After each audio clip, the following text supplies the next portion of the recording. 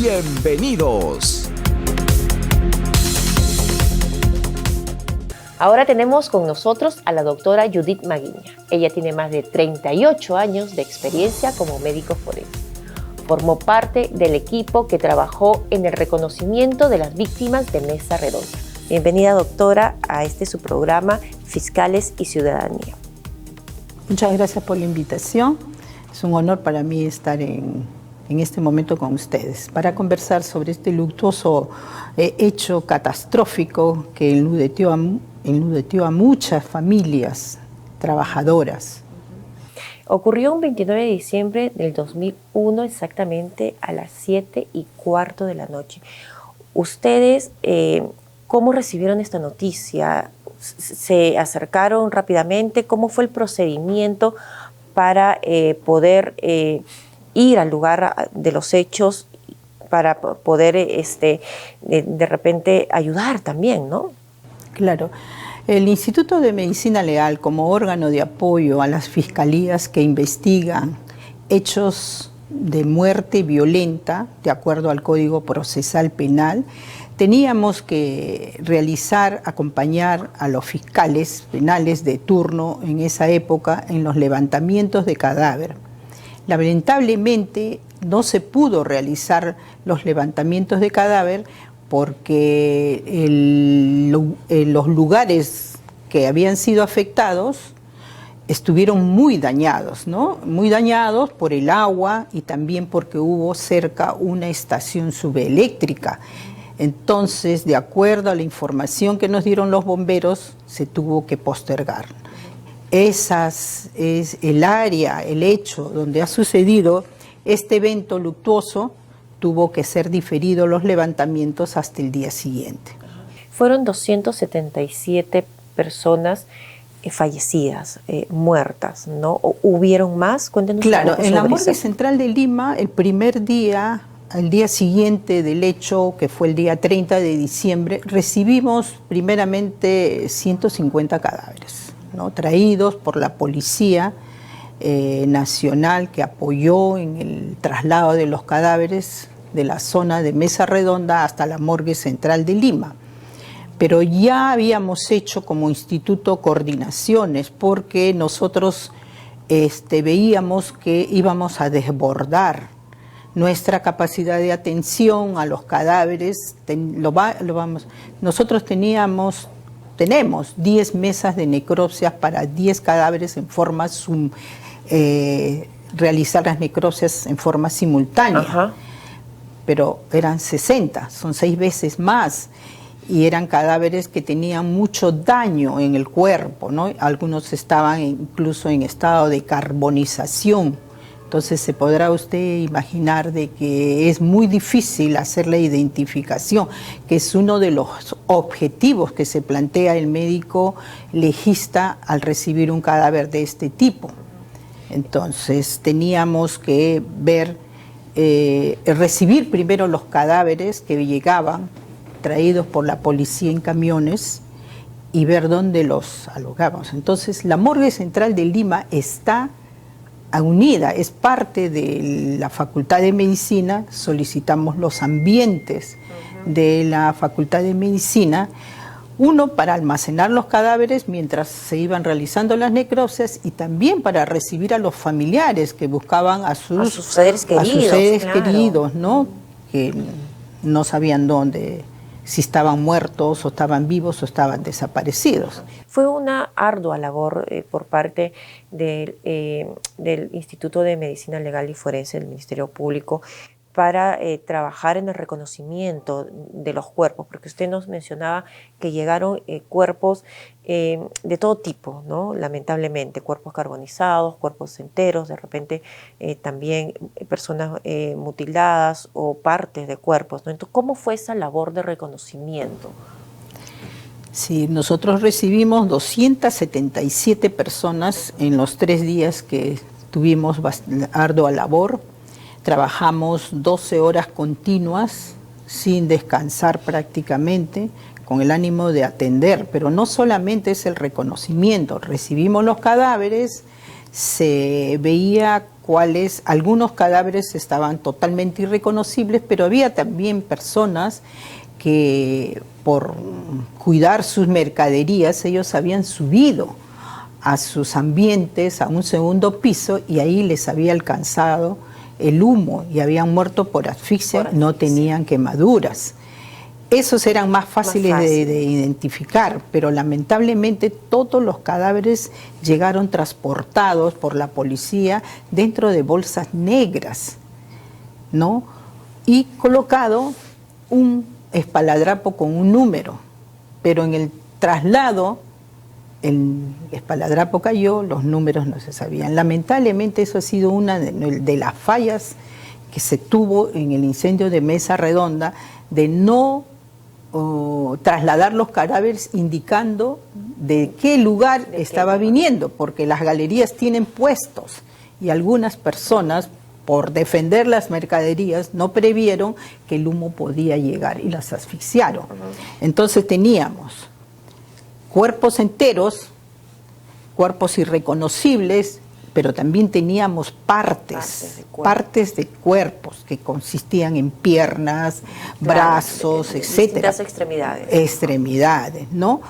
Y eran también de niños o de adultos. Entonces es una labor titánica hacer el reconocimiento de esas partes. Entonces si son dimos, de niños o si son de adultos, eso, claro. Si son el sexo. Los médicos legistas, al hacer este tipo de reconocimientos, nos planteamos primero, ¿no? Estos son restos humanos, si eran restos humanos. ¿De qué sexo, a qué sexo pertenecen? ¿Son de hombre, de mujer? Después vamos buscando la talla, ¿no? La raza, vamos buscando cómo murieron, el modo, el mecanismo de muerte, que claro, acá sabíamos que era por el incendio, por el fuego que se había producido, pero de todas maneras podía haber gente que por el hecho de ver así podía haber muerto por un infarto, ¿no? Entonces ya no era muerte violenta. A esas cosas hay que identificar. El tiempo de, o sea, la data de la muerte, para llegar a la causa básica de la muerte y poder, finalizado la necropsia, emitir un certificado de defunción y que pueda ser inhumados. O sea, los problemas fundamentales que nosotros enfrentamos en ese momento era la identificación de los cadáveres y después darles cristiana sepultura. Entregarle. ¿Cómo lo entregas? ¿No? Ustedes, como pueden ver, hay mucho migrante interno y externo actualmente, pero en ese momento mucho migrante interno, que muchas veces no tienen familiares acá, no tienen familiares, exactamente, lo que usted dice es así, no hay familiares, muchos vienen buscando un mejor porvenir y comienzan a trabajar como ambulantes. Claro, es una característica de estos grandes emporios comerciales que tenemos como Mesa Redonda, como Gamarra, que son inmigrantes y que vienen justamente a buscar un mejor futuro y lamentablemente se encontraron con este gran incendio y muchos murieron, ¿no? Y a lo largo del tiempo ustedes han podido ya identificar, ¿no? Los cuerpos que de repente quedaron mutilados o partes de cuerpo y ya ser entregados, ¿no? A sus familiares. ¿Cómo ha sido esa labor, Cuente? Ha sido muy titánica, pues primeramente porque nosotros no teníamos un plan de contingencia para este tipo de desastre. Nuestro quehacer diario consistía entre hacer necropsias, 15 a 20 necropsias por día, pero esto desbordó nuestra capacidad. Estamos hablando de 277 personas, más nuestros cadáveres diarios que nosotros recibíamos. O sea que se nos desbordó. Las instalaciones era imposible de trabajar, el personal agotado, ¿no? Y cuando hacemos nosotros necropsias necesitamos de laboratorio, que es muy importante, ¿no? Análisis toxicológicos. En ese tiempo nosotros no teníamos el laboratorio de ADN para poder hacer la identificación, porque en un cadáver carbonizado que no se puede ver las huellas dactilares, ¿no? La otra forma de identificar es mediante el odontograma, pero si no tiene familiar, no se sabe con quién hacerlo, claro, ¿no? Entonces la dificultad era mucha, se tenían que guardar las muestras para que en algún momento se puedan hacer las respectivas identificaciones. Ahora ya se ha podido hacer.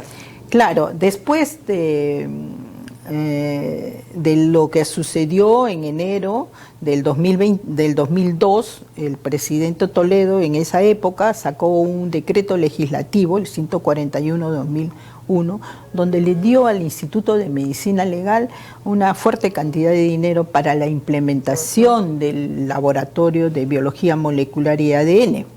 Con eso se pudo mejorar tanto los laboratorios de toxicología y de ADN. Además, también se nos facultó a contratar más personal médico legal, ¿no? Porque no se puede trabajar con la escasez. Y el tema en sí de estas personas que no pudieron ser identificadas, ¿no? ¿Cómo ha sido el proceso para la entrega de los cuerpos a sus familiares? Claro, todas las necropsias se realizaron con presencia fiscal. Participaron 149 fiscales y liderados por la fiscal de la Nación en ese momento, la doctora Calderón, la doctora Nelly Calderón, y sus fiscales que siempre estaban, ¿no? O sea, trabajamos así. Entonces ellos hicieron actas, ¿no?, de reconocimientos visuales, pero también nosotros teníamos que hacer la entrega ya con la identificación de una manera científica. Entonces, a los cadáveres que estaban, como le comenté, asfixiados, por eso tenían las huellas dactilares, se podían hacer. Entonces, hubo instituciones que nos ayudaron debido a la magnitud del proceso, ¿no? Laboratorios como el RENIEC, el Ministerio de Salud, los bomberos, la Policía Nacional, tratando de apoyar en la identificación. A los que no se podía identificar y que ya estaban necropsiados, se les dio también cristiana sepultura. Para eso se contrataron nichos en el cementerio El Ángel y se fueron inhumados, enterrados, colocándole el número de NN con el número de la necropsia. Y nosotros en la morgue central les colocamos una pulsera de plástico que tiene ciertas características que se soporta el proceso, los líquidos de putrefacción. Entonces, una vez inhumado y viniera un familiar, ¿no?, de provincia o algo a averiguar, nosotros decíamos, podría ser tal número, o hay varios candidatos, varios NNs, y retirábamos el cadáver, sacábamos una muestra, se quedaron muestras también, ¿no? Claro. Y con eso se hacía el ADN. Y poco a poco, ¿no? Ha demorado varios años en ser entregados. Y poco a poco se ha ido entregando los cuerpos. Se han ido entregando y algunos habrán quedado de todas maneras como NN. Claro, ¿no? Porque no había ningún familiar que se pueda contrastar de repente el ADN, ¿no? Exactamente, ¿no? Este suceso en realidad fue un suceso catastrófico, uno de los más importantes en Latinoamérica, de tal manera de que muchas instituciones internacionales solicitaron el apoyo para ver cómo habíamos resuelto esto, y de tal manera que tuvimos un apoyo de la Cruz Roja, de la OPS, la Organización Panamericana de Salud, para llegar a ciertas, primero hacer un congreso que se hizo en noviembre del 2023 para sacar lecciones aprendidas del incendio del Mesa Redonda, donde ahí pues era necesario, el acuerdo era de que los institutos de medicina legal internacionales apoyen a los que en el momento que uno tiene necesita, ¿no? Desastres hay muchos, pueden ser naturales o provocados por el hombre, y que necesita el apoyo para que trabajemos en conjunto, trabajemos, ¿no?, con especialistas. No todos manejan desastres masivos como el que hemos vivido. Son gente que tiene que estar capacitada. Eso no solamente es el cuerpo que estamos viendo, es el familiar que ha perdido un ser querido y que tiene que pues una necesita, connotación psicológica tremenda. Que necesita un cierre, necesita el cuerpo de su familiar para poder darle sepultura y tener un cierre, ¿no? Sí. En esa vida. Claro, nuestra cultura es muy fuerte en cuanto al duelo. Al duelo, sí. así es.